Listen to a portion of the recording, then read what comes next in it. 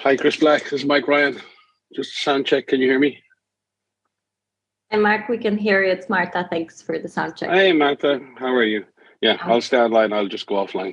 Off video. Okay. Bye. Excellent. Thank you. Can you do the same for me, please? Hi, can you hear me? Hi, Rosamund. We can hear you and I can see you very well. Thank you very much. Do you want the video or shall I just stay on audio? It's fine. Both are fine. This is the best I can do. Sorry. All right. No, that's fine. Okay, thanks.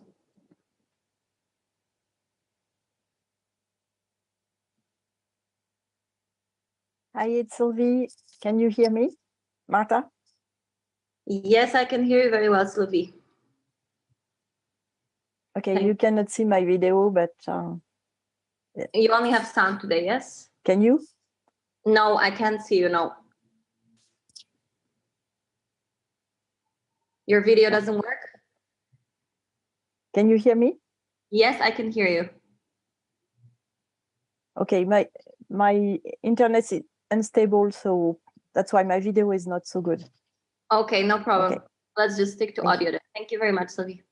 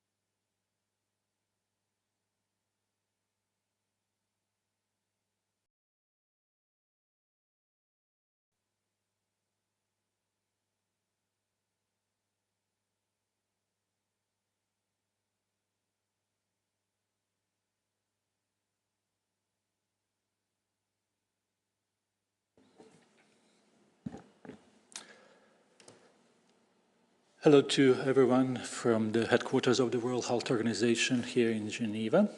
My name is Tariq, and I wish you a warm welcome to our regular press briefing on global health issues. This press conference, as always, has a simultaneous interpretation in 6 UN languages, as well as Portuguese and Hindi. I will start by introducing our speakers here in the room. With us is, as always, Dr. Tedros, our Director General. We have also Dr. Sosefal, who is Assistant Director General for Emergency Response. Dr. Maria Van Kerkhove is Technical Lead for COVID-19. Dr. Rogério Gaspar is Director for Regulation and Pre-Qualification. Mr. Tim Nguyen is Unit Lead for High Impact Events. We have a number of our officials online. Dr. Mike Ryan is with us. He is Executive Director of Health Emergencies Program.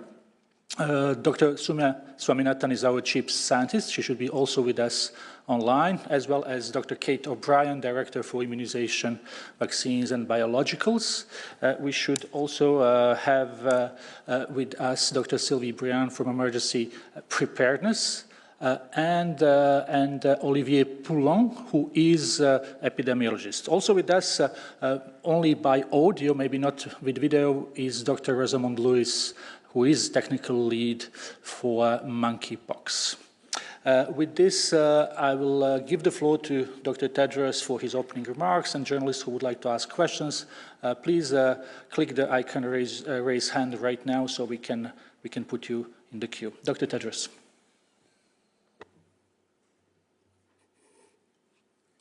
Thank you, Tariq. Thank you, Tariq. Good morning, good afternoon, and good evening. First to Ukraine. Yesterday marked 6 months since the Russian Federation's invasion, which has had a devastating impact on the health and lives of Ukrainians people. Although shaken, the health system has not collapsed. WHO continues to support the Ministry of Health of Ukraine to restore disrupted services, displaced health workers, and destroyed infrastructure, which is essential not only for the health of Ukraine's people, but for the country's resilience and recovery. WHO has helped to deliver more than 1,300 metric tons of critical medical supplies, with more on the way. This includes power generators, ambulances, and oxygen supplies for medical facilities, supplies for trauma and emergency surgeries, and medicines to help treat non-communicable diseases. We have also helped to train more than 9,000 health workers on trauma surgery, mass casualties, chemical exposure, epidemiology, and lab diagnostics. Mental health is another key focus.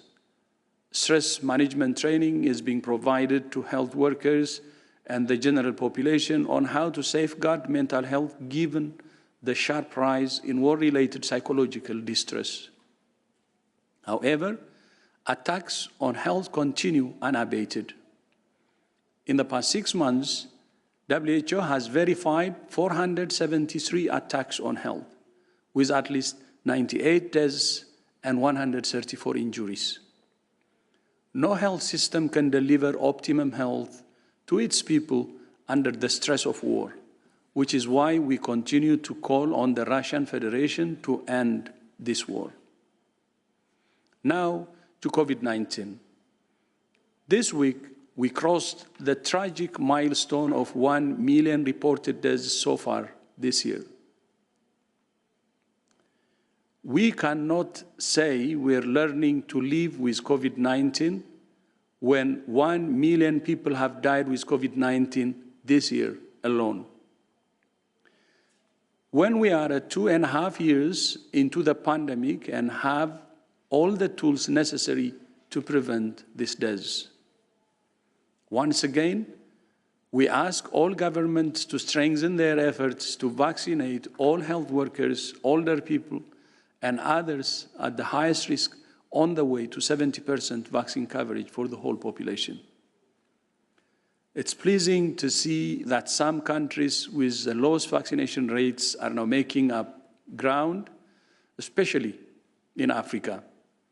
In January this year, WHO, UNICEF, and partners established the COVID-19 Vaccine Delivery Partnership to accelerate vaccine coverage in the 34 countries that were below 10% coverage, all but 6 of which are in Africa. Just 6 months later, only 10 countries still have less than 10% coverage, most of which are facing humanitarian emergencies.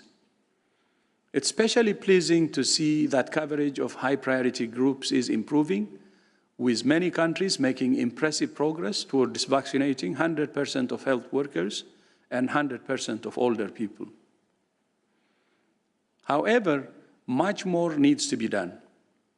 1/3 of the world's population remains unvaccinated, including 2/3 of health workers and 3/4 of older adults in low-income countries. All countries at all income levels must do more to vaccinate those most at risk, to ensure access to life-saving therapeutics, to continue testing and sequencing, and to set tailored, proportionate policies to limit transmission and save lives. This is the best way to drive a truly sustainable recovery. Now to monkeypox.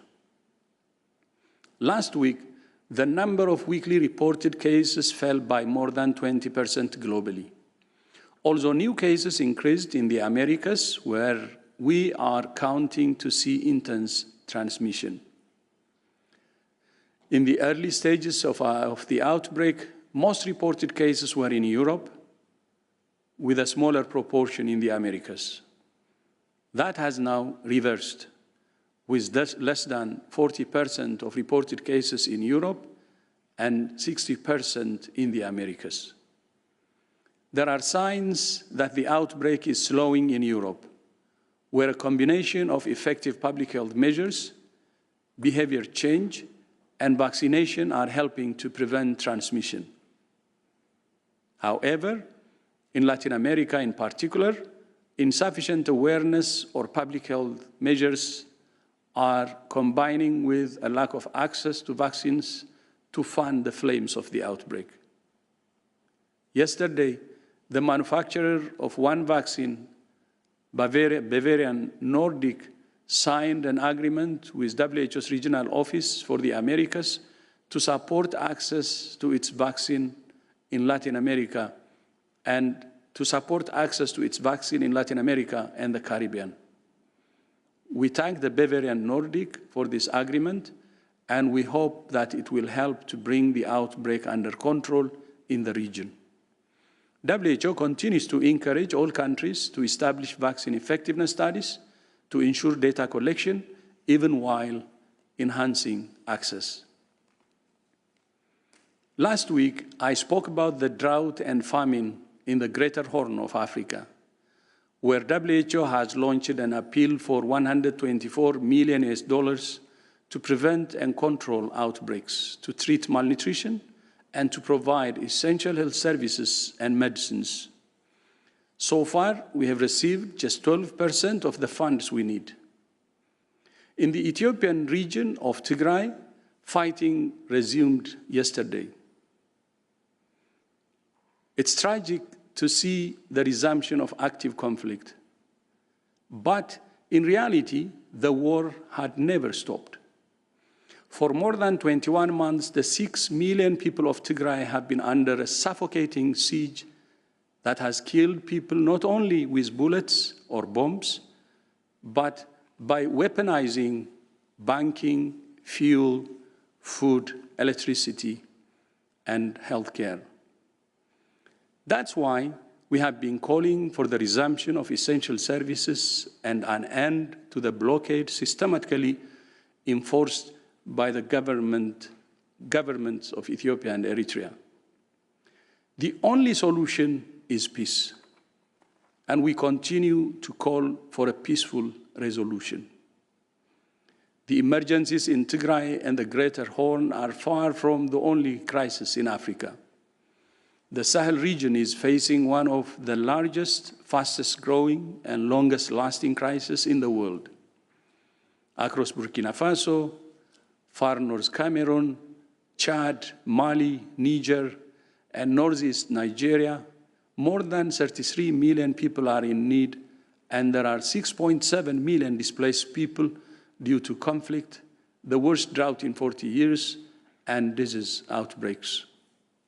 Last year, more than 3,600 people in the Sahel died with cholera, and transmission of yellow fever is at the highest in 20 years. Disrupted immunization campaigns due to COVID-19 have led to increasing transmission of measles and vaccine-derived polio.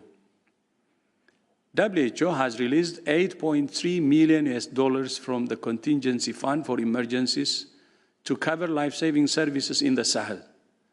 But that's a fraction of the almost $63 million we need this year. We continue to urge donors not to forget the Sahel.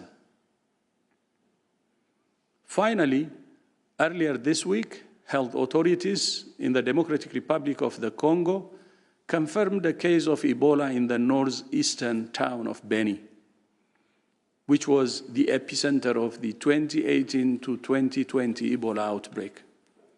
So far, 179 contacts have been identified. Vaccination of contacts and contacts of contacts began today. Since the last major outbreak ended in 2020, there have been occasional flare-ups which have been brought under control immediately.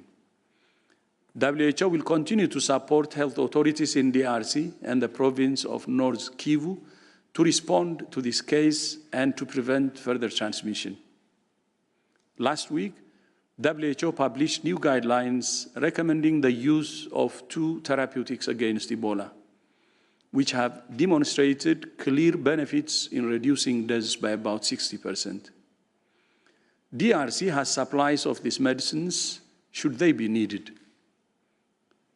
With highly effective vaccines and therapeutics, Ebola is now a preventable and treatable disease. Tariq, back to you. Thank you, Dr. Tedros, for these opening remarks. I will just remind journalists to click the icon raise hand if they have a question to ask, and they can use any of 6 UN languages, Portuguese or Hindi. We will start with the first question, and that's Erin Prater from Fortune magazine. Erin, please go ahead.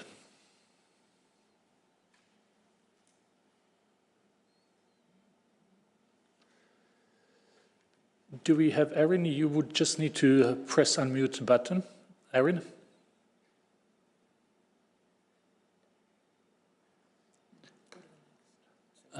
We will try to come back to Erin. Can you hear? We can hear you now. Please. Okay. Sorry about that. I didn't realize that had changed. Thank you. Good morning. Just curious if there are any further developments as far as genetic sequencing of the variants that are currently circulating of monkeypox outside of Africa in this current global outbreak. Thank you. Thank you.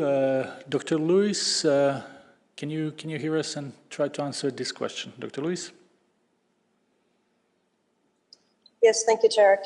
We are monitoring the situation and the genetic evolution of the virus, but we don't have further information at this time. Thanks.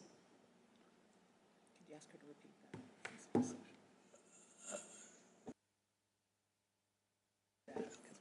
that? Dr. Lewis, the line wasn't really good. Can you just repeat, please?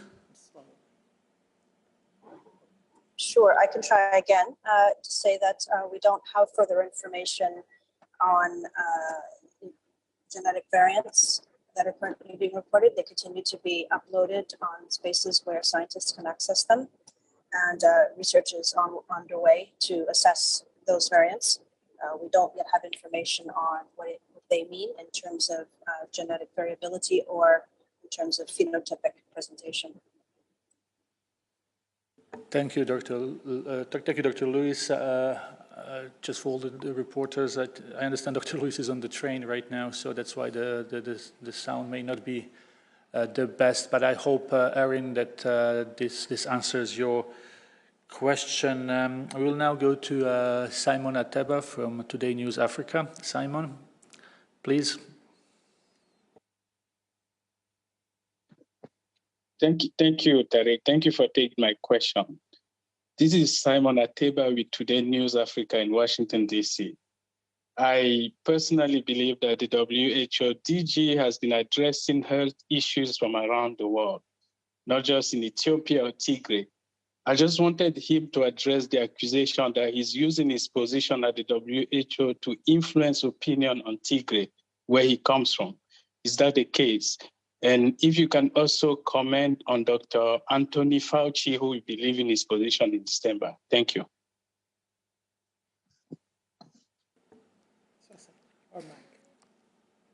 Thank you, Simon. Okay, thank you, Simon. I think you could answer that question because you have been following our press regularly, and we comment on any country about health situation or health conditions, be it Syria or now Ukraine, Yemen, and other places.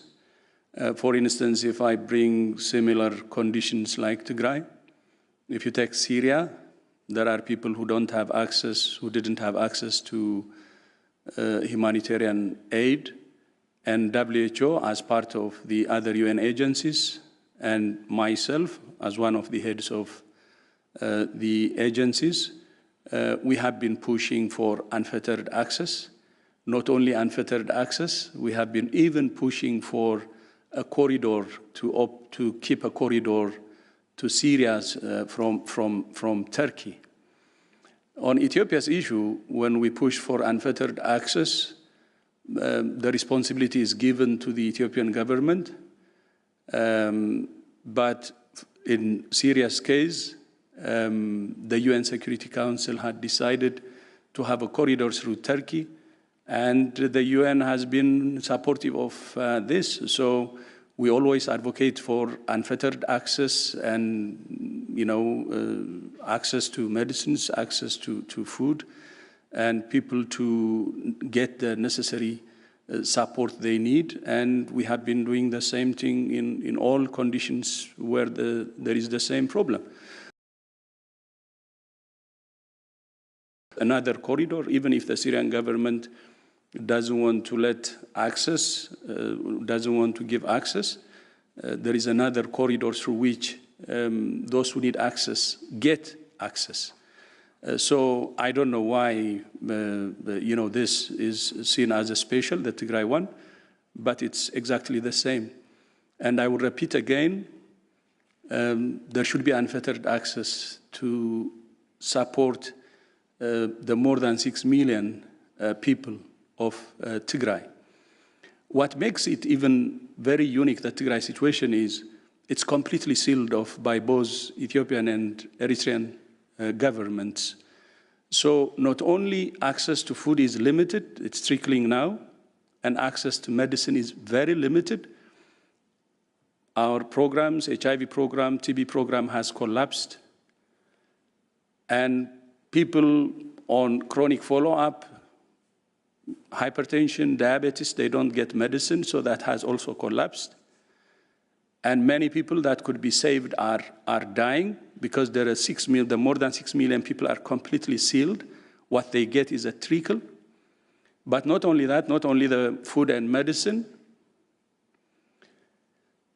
they can't have even access to their own money because banking service has been blocked for more than almost 2 years now.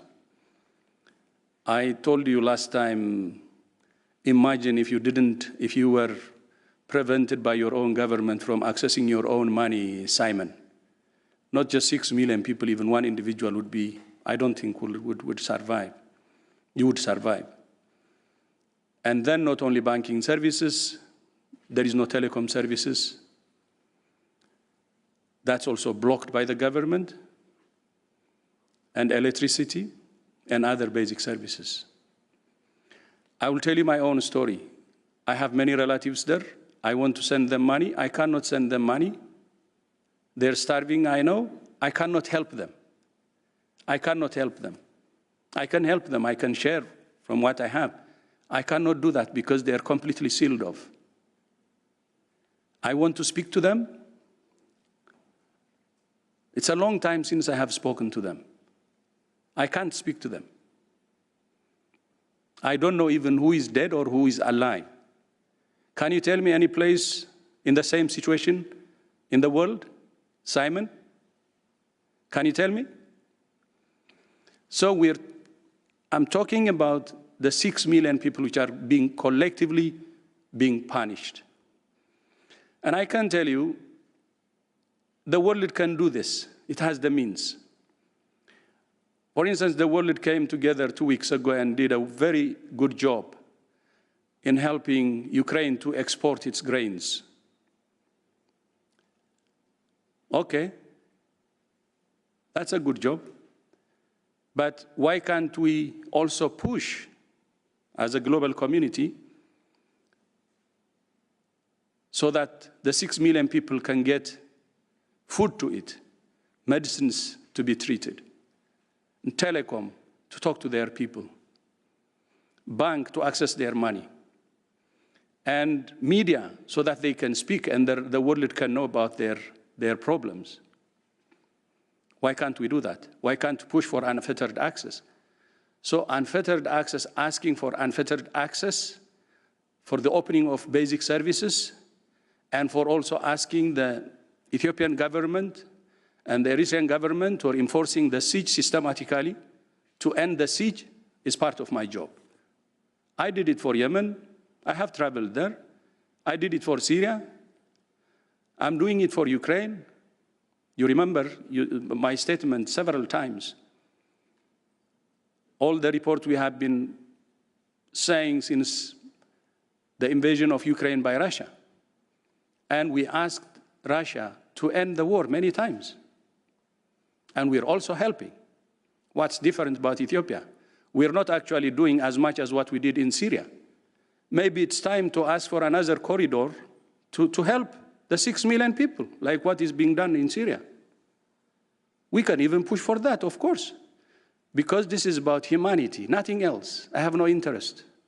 That's my interest. And I will do it anywhere.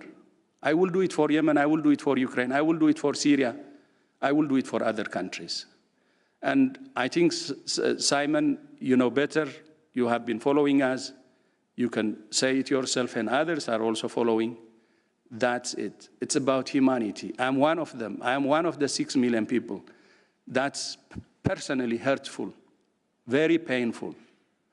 But at the same time, I'm doing it because 6 million people are human beings.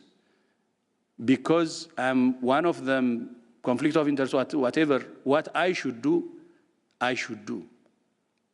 Like I do for others. I even did more for others. I think that's very, very clear. That's very clear. Then on my friend Tony Fauci, we have been friends for many years. I respect him dearly and greatly. He's an incredible scientist, amazing human being. And, you know, congratulations to him for the job that he has done. I know retirement doesn't mean he will stop working. Retiring for him is like changing a tire, meaning another mission. And I look forward to continue working with him closely, you know, through other things he will, I know, continue to do. So I wish him all the very best.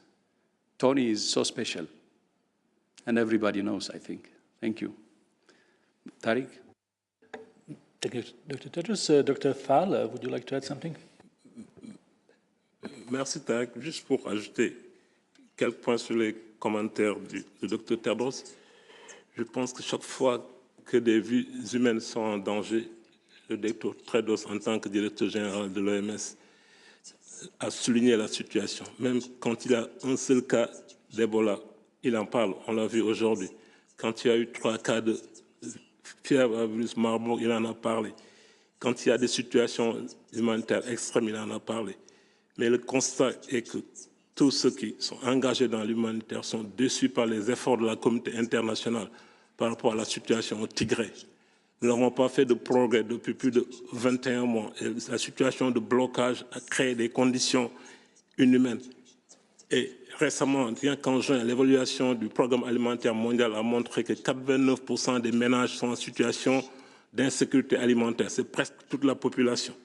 65% des femmes qui allaitent sont en situation de malnutrition. On ne parle même pas des enfants qui allaitent.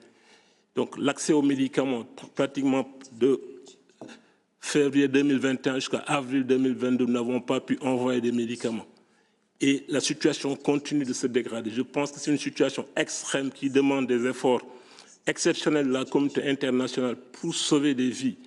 On ne parle même pas de l'excès de mortalité qu'il y a déjà eu pour des conditions que les médecins pouvaient traiter. Aujourd'hui, 80% des médecins et des travailleurs de santé ne vont pas dans les structures de sanitaire parce qu'ils ne sont pas payés et n'ont pas les conditions pour aller travailler, parce que même trouver à manger est un problème. Je pense que le monde doit agir maintenant, sinon c'est trop tard.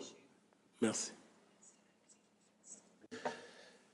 Thank you, Dr. Faal. We will now go to the next question. We have Trent Murray from Channel News Asia. Trent, if you can hear us, please unmute yourself and go ahead. Thank you very much. Yes, I just wanted to ask about the monkeypox situation, if I could. Obviously, numbers across APAC are still very, very low, but I would just be interested in whether the WHO is still speaking to governments there about possible vaccine rollouts in that region. And then just on the same theme, I was wondering whether I could get a WHO reaction to the news out of Singapore around the decision to decriminalize sex between men. I'm just wondering, from a health standpoint, do you think that that could help men who have sex with men in Singapore to perhaps be more willing to come forward to get appropriate health treatment more broadly? Thank you. Thank you very much. So do we have Dr. Lewis still with us who can maybe try to answer? So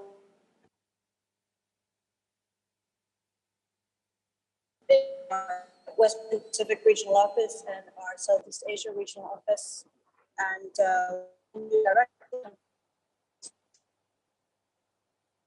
response. So even countries that have no reported cases or few reported cases.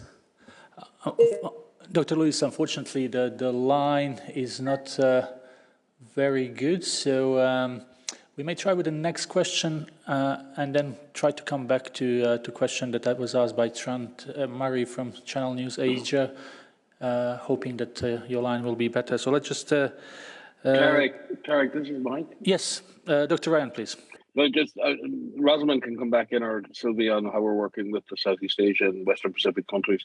But I do think the point made by the journalist, the second point, very much welcome and celebrate the anytime congratulate the government and people of Singapore in terms of decriminalization of sex between men. It's always a positive step when we recognize and include all people in our society, when we are inclusive, when we are understanding, and we recognize and celebrate the diversity that we have within our communities. It helps. It takes diseases which may be driven underground and brings them into the open. It has so many positive benefits in so many parts of our society and so many parts of our culture, but it has a particular benefit in public health in ensuring that everyone has access to appropriate diagnostics, everyone has access to appropriate healthcare, and that we work together to control those diseases that threaten us all. So we would celebrate this event and would hope that countries will go further. Decriminalization is but one step towards full inclusion of everybody in our society. Thank you, Dr. Ryan, very much on this answer for the second question. And on the first question, we will try, Trent, maybe to answer you in writing, if it's possible. Just send us an email we may also need to get in touch with our regional colleagues who have a better overview of the situation there. Let's now go to Helen Collis from Politico. Helen? Thank you. It's also a question for Rosamund Lewis, actually, so we will see how we go. But it was about the US saying it is now administering the monkeypox vaccine at 1/5 of the standard dose to stretch its supplies, and countries in Europe are now also considering the same thing. I wanted to get the WHO's response to this approach to vaccination with this vaccine and any concerns that there may be. Thank you. Thank you. Maybe we can start with Dr. Kate O'Brien, who is online with us. Dr. O'Brien? Yes, thanks so much for the question. And this strategy of what's termed using fractional doses for vaccines is not a new strategy for vaccines. There are a number of vaccines where this has been studied and evaluated. And there are reasons why the way you administer a vaccine and the dose that you administer it in can have impacts on the response of people who receive those vaccines in a positive way, depending on how those doses are administered. So this is not a new idea. And we are looking really carefully at the evidence for the performance of these vaccines, these smallpox, monkeypox vaccines, to look at the equivalence or, in fact, possibly the improved performance using fractional doses. And our strategic advisory group of experts will be meeting at the beginning of October to evaluate the evidence, and that includes looking at some of these fractional dose issues. Certainly there are national regulatory authorities who are also looking at the same evidence and making decisions. But what I really want to emphasize on the monkeypox vaccines is that we really don't have a very substantial amount of information about what their performance is. And so what's really important as they're rolled out in different countries is that we have careful evaluations and evidence that is actually generated so we can understand much better what their performance is, and especially in the context of this outbreak and the way that transmission is occurring in this outbreak. So those are two sort of big points that we want to encourage countries to do. Thanks. Thank you, Dr. O'Brien. Maybe we can just try to go back to Dr. Rosamund Lewis. We may have a better connection. Dr. Lewis, Dr. Ryan has answered the second part of the question we got from Channel News Asia, but maybe you can try to get something about a situation with monkeypox in that region. Dr. Lewis? Thank you very much. Yes, we monitor very closely the situation in all the regions, and although we have now reached 99 countries with this outbreak, that's a sign that the outbreak will continue to spread, even if the numbers of cases are small in some areas. We're also very mindful that some countries may not yet be able to completely report, or that some people may still be concerned about accessing testing because of fear of stigma or discrimination. So the news from Singapore, as Dr. Ryan mentioned, is of course very excellent news that will reduce stigma and discrimination in certain areas. And for the other countries, the temporary recommendations that were issued after the declaration of the public health emergency of international concern were very clear, that there's an entire set of recommendations, which you can find in the report online, that are to help countries with their readiness, their preparedness and readiness, so that they have they already have their emergency committee, they already have their advisory groups in place in advance of even receiving the first case. This is critical for rapid response, and that way it will be possible for countries that don't yet have cases or very few cases to actually hopefully very much limit the spread in the countries at the time. So very much this is the case for Southeast Asia and the Western Pacific, as well as the regions that we must support those countries as we do for their readiness as well as for their response. Thank you, Dr. Lewis. I hope those combined answers from Dr. Lewis and Dr. Ryan answer the question Trent had for us. And then we will go to Radio Free Asia, we have Sangmin Lee with us. Sangmin, please unmute yourself. Thank you. My question is about the North Korea, the COVID situations. North Korea today said it found 4 new fever cases in its border region with China that may have been caused by coronavirus infection. But this is 2 weeks after North Korea leader Kim Jong-un declared a victory of COVID-19. So I want to know how to assess COVID situation in North Korea as of now.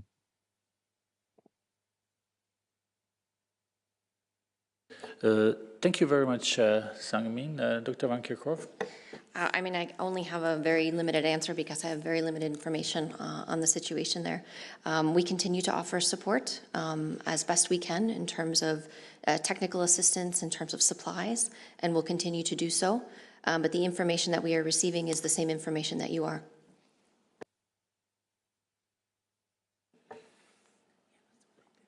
Thank you. Dr. Ryan, please. Yeah, I thank you, Maria. I think it is important that it is difficult for WHO and has been and is difficult in other outbreaks as well.